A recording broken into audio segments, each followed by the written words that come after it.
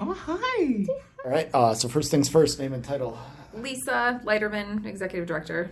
So Lisa, give us an idea of what the response has been. Ever since in the last couple of weeks, we've had a couple of stories regarding situations with mistreatment of animals and things like that. You've had to take in animals that you maybe haven't been expecting to. What do you want people to know? Like, what's the best way they can help out your cause in situations like this?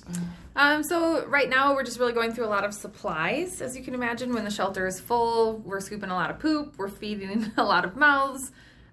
So any kind of sanitary supplies like paper towel, garbage bags, latex gloves, cat food, dog food. We're looking for Purina or IAMS brand is what we prefer.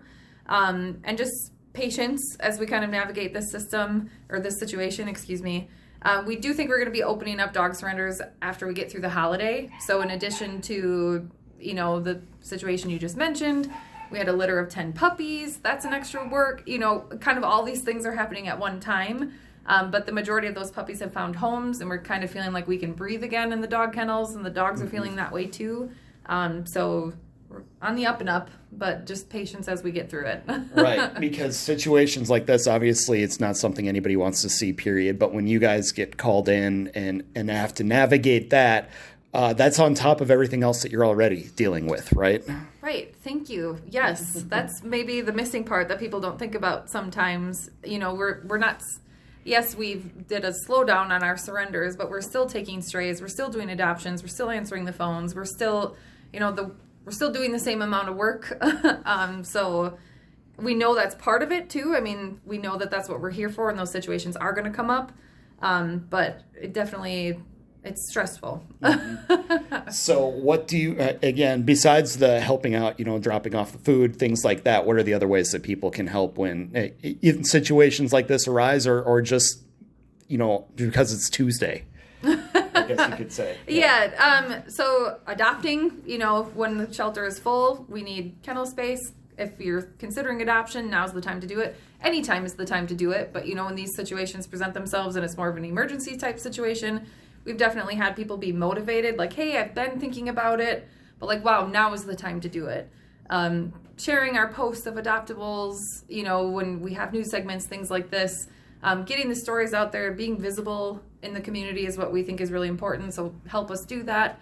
Invite us to places. If you have a business, if you have an event, we'll show up. We'll bring dogs. It'll be fun.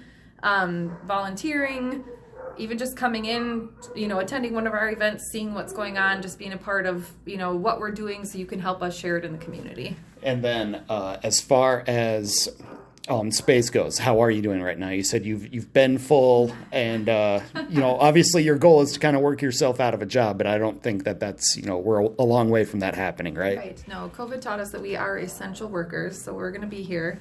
But we right now, like I said, dogs are kind of leveling out. Cats are still high, but typically November is when we start to see like a decrease in numbers.